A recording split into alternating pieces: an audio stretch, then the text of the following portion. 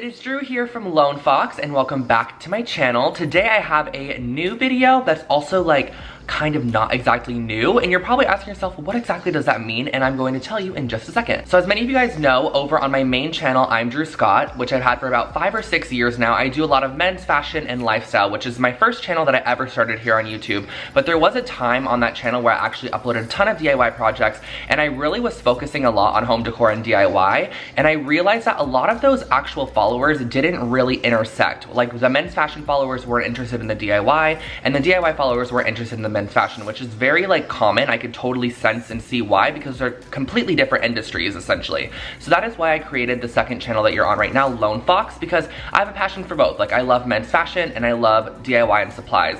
Or not supplies, DIY and home decor. And I want to thank everybody here so much for getting this channel to already almost 125,000 subscribers. That is absolutely insane. But there are videos over on my main channel that I privated a long time ago that I'm still so proud of and happy of, and the content is so amazing. And there are so many videos over on that channel that were DIY focused videos where I had so many amazing projects in them that I have unlisted for quite a while now, which essentially means just take them off my channel but not delete them.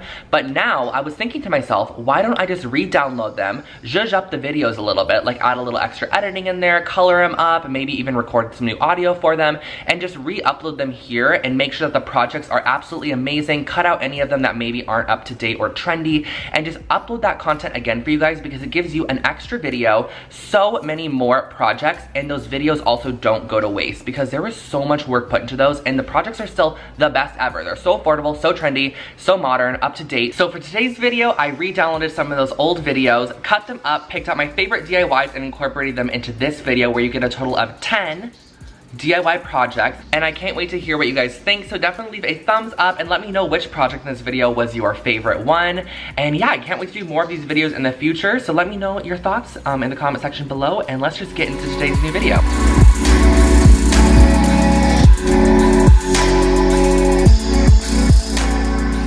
The supplies for this first DIY are super minimal. All you need is a canvas, some flowers or leaves, and parchment paper. So I gathered these from outside, literally went around, picked flowers, leaves, petals, whatever I thought was interesting outdoors, and all you have to do is press them. And how you do this is you lay down a piece of parchment or wax paper, and you lay down your florals or like botanical pieces that you found, another piece of parchment paper on top, and just layer some heavy books on top of it. And I actually kept this pressed for about 4 days under this stack of books you see right here, and once they were all completely pressed, they looked like this, and this is how they're going to look, and they're actually going to retain the shape and color, which is extremely nice. You basically pressed all of the life out of them, and this is what they look like now.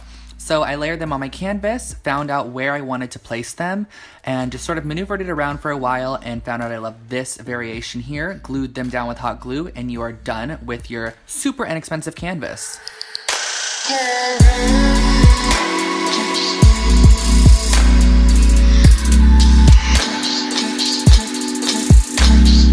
DIY number 2, all you're gonna need is some sea glass spray paint, a glue stick, a vase, ruler, paper, and scissors.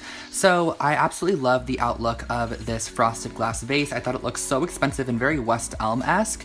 And what I did was cut out 2-inch strips from paper and just cut out some triangle masks. And basically, you can cut out any shape you would like out of just regular old printer paper and apply a bit of Elmer's glue stick to the back of that and just let the Elmer's glue stick dry, because once this dries, it actually turns into a slightly tacky but removable masking like piece. It's kind of like a post-it note, if you guys know what that is.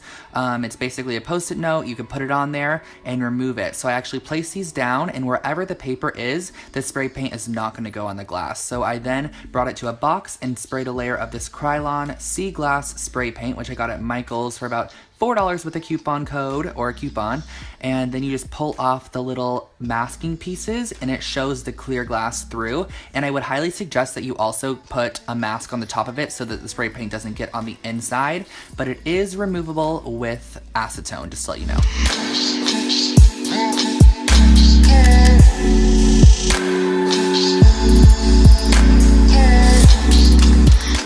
For the hanging mirror DIY, you're going to need a square mirror, some E6000, an X-Acto knife, some chain, spray paint of choice, a piece of wood, ruler, and some of those screw hooks. And what you're going to start off by doing is taking a small piece of wood and cutting it down to 12 inches in width. And I actually just found this 24-inch piece from Michael's already like this. It was sold like this for like $1.50, and I just cut it directly in half by swiping over it with an X-Acto knife a few times.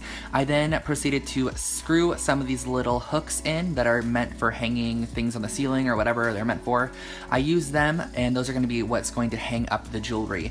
And I suggest that you screw them towards the back more than opposed to the front, because it can split the wood, since this wood is very thin. And then after I got those in, I actually sprayed both pieces of wood, even the one with the little screw hooks on it, with this hammered glass spray paint, and then used my E6000 adhesive, which is like super strong industrial cement basically, to adhere down both sides. And this is just going to make sure that they stay super secure on top of the glass mirror.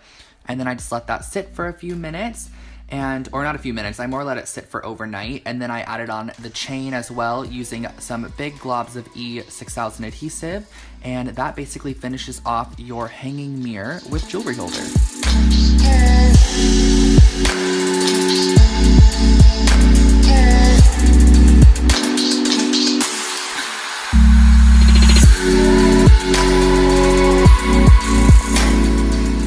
This DIY may be the easiest, but it's one of my favorites, and all you're gonna need is a lampshade, some wood clips, paint, and a hot glue gun, so super minimal supplies. And I first started off by taking my wood clips and painting them black. And I just painted half of them black because I actually wanted it to be a variety of wood and black. So I first started off by just gluing the plain wood clips to the very top, and I did it about every 3 inches. And then below that, in between, I actually glued the black clips that I did right in between the brown clips. And then I just finished off with a bit of paint on top of the black, and you're basically done. You can clip your mementos on, and that's your new lampshade.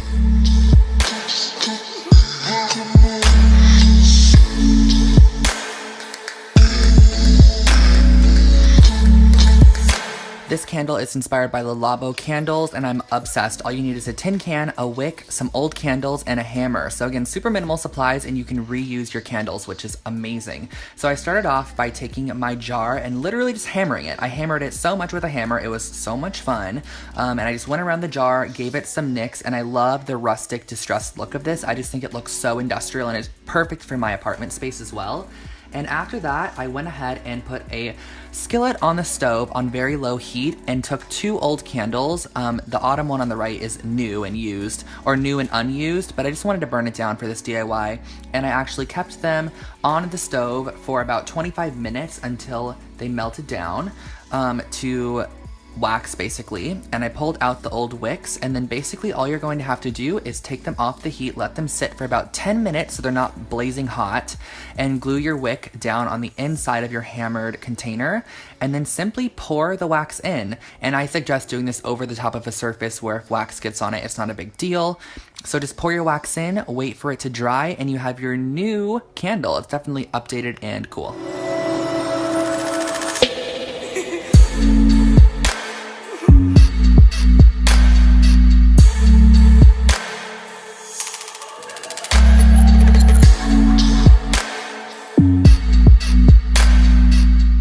Let's get into this wall hanging, and all you're going to need is some wood dowels, yarn, parchment paper, paint, and a hot glue gun. So I first started off with these wood dowels, which I found at Michael's for about $3. They're just like toothpicks without the points. And the nice thing about gluing on top of parchment paper is that the hot glue peels off instantly. It doesn't stick at all. So you can glue on top of it, create shapes, and then pull them off later. So I actually created these hexagon shapes using these small wooden dowels, and I created 2 hexagons that were smaller, or just like hexagon shapes themselves.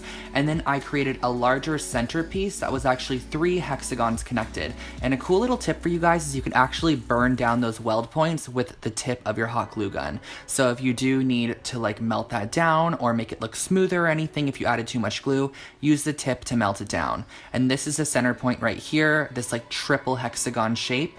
And then all you're gonna need to do is take a bit of string, yarn, whatever you wanted to use to attach, and attach your shapes together, and you really have your brand new wall mobile hanging. And I think this would look so cool on a window, on a mirror, on a wall, anywhere you want to add a little bit of extra decor. I also forgot to mention that I actually kept it plain wood over the black paint that I was originally going to do because I liked the wood look much better.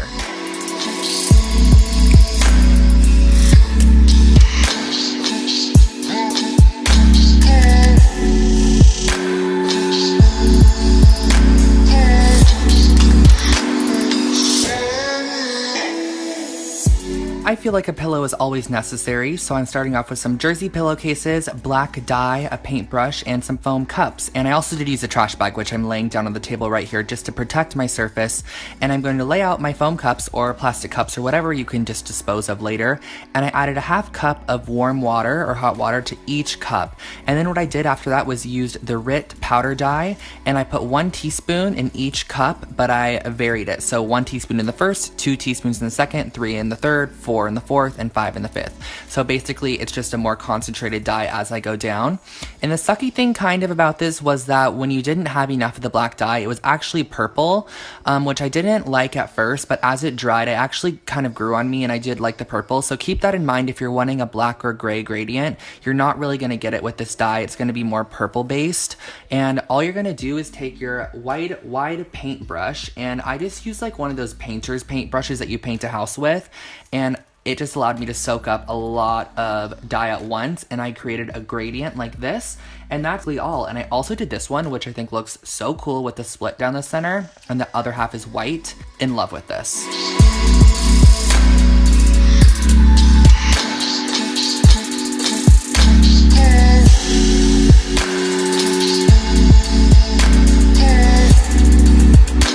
Would you believe me if I told you these coasters costed under $2 to make, and all you're gonna need is some foam core, some pleather fabric, scissors, an X-Acto knife, ruler, and E6000 adhesive. So you're first gonna start off by taking your foam board, and this is literally like that project board you use for science projects, and it's a foam-based one, and you're gonna cut them into 4 by 4 inch squares. I just found that this was the nicest size for a coaster.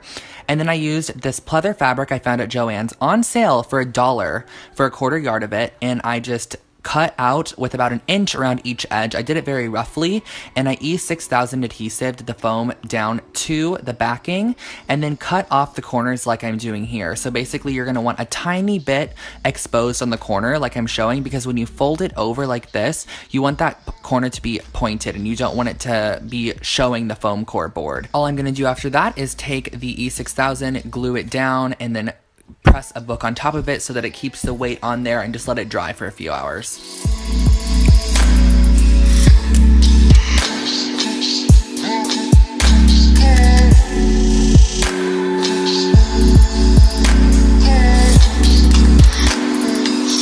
Supplies for this rustic bowl are so simple. All you're gonna need is a glass bowl, some air dry clay, paint, and a paintbrush. So this is the air dry clay. I actually got this at Target in the kids section. It's very easy to work with. I love it. I'm never gonna switch back to the normal clay. Plus it dries in the air, which is really nice compared to having to like physically go bake it in an oven, you know? So I took this dollar bowl from Target. It's just a glass bowl, and I covered it in a layer of the air dry clay.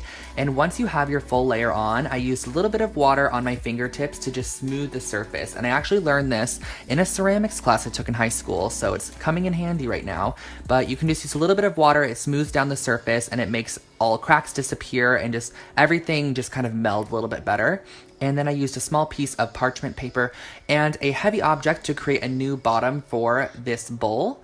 And then after that, I used a paintbrush, and I used the opposite end of the paintbrush to draw in some horizontal lines, just because I wanted a little bit of texture, and then once again went back in with that water to just clean up the lines, and this made it look so much better. Like if I didn't use this, it would have looked a little bit rough and jagged, which it did on the top, which I was able to fix with this nail file. So I used a nail file to roughen or just clean off those edges.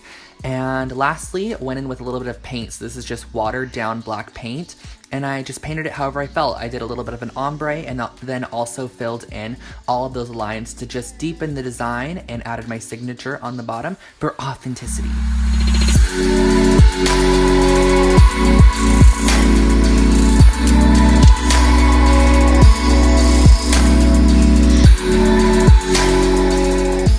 Gotta save one of my favorites for last, and all you're gonna need for this is some more foam core, an album, E6000, black cord, an X-Acto knife, and your ruler. So what you're gonna start off by doing is measuring out two 14 by 14 inch squares on your foam board. And keep in mind, this foam board is literally from the Dollar Tree, so super inexpensive.